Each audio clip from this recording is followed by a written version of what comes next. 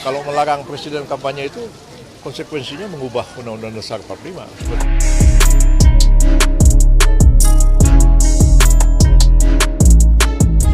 Kan hak demokrasi, hak politik setiap orang.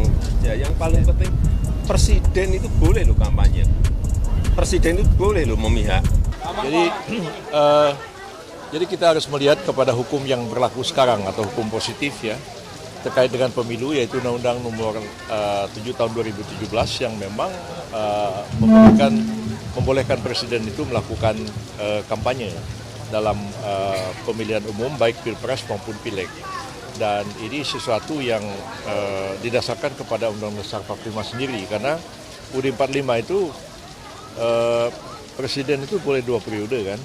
Dan kalau periode pertama dia terpilih presiden, dia maju periode yang kedua kan mau tidak mau dia harus kampanye. Kalau dilarang kampanye gimana caranya? Nah, sementara calon-calon lain boleh kampanye, sementara presiden incumbent nggak boleh kampanye. Jadi kalau melarang presiden kampanye itu konsekuensinya mengubah Undang-Undang Dasar 45. Seperti di Filipina misalnya, presiden itu hanya 1 periode, itu sudah selesai. Nah, yang kedua juga, undang-undang yang berlaku sekarang ini memberikan kesempatan kepada presiden untuk melakukan kampanye, baik mengkampanyekan dirinya sendiri maupun mengkampanyekan orang lain, maupun kampanye pileg. Dan sepanjang diatur undang-undang itu, presiden memang tidak boleh menggunakan fasilitas negara dan harus melakukan cuti.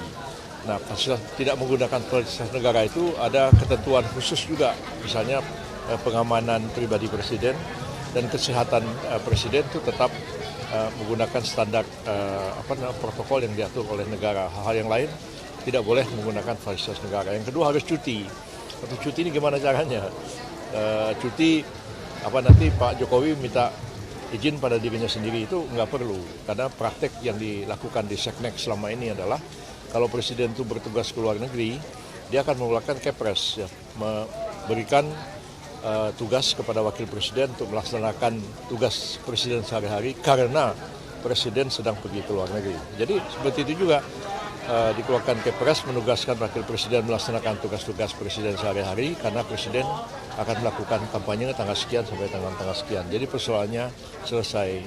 Wah, sekarang mengatakan wah itu nggak adil, itu nggak boleh, itu nggak etis dan lain-lain, ya silahkan aja diubah undang-undang pemilunya. Bahkan kalau perlu amandemen UUD 45-nya. Dan sekarang pun juga ada yang sedang mengajukan uji material terhadap pasal yang membolehkan presiden kampanye itu ke Mahkamah Konstitusi. Dan kita tunggu aja seperti apa hasil putusan MK nantinya. Jadi kalau misalnya pilpres sekarang ini capres cawapresnya komplain, partainya komplain, ya bikin undang-undang kan mereka. PBB malah nggak ikut membuat undang-undang itu. Seperti itu ya.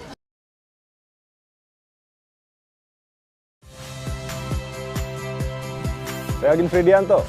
Saksikan terus program-program Kompas TV melalui siaran digital, pay TV, dan media streaming lain. Kompas TV, independen, terpercaya.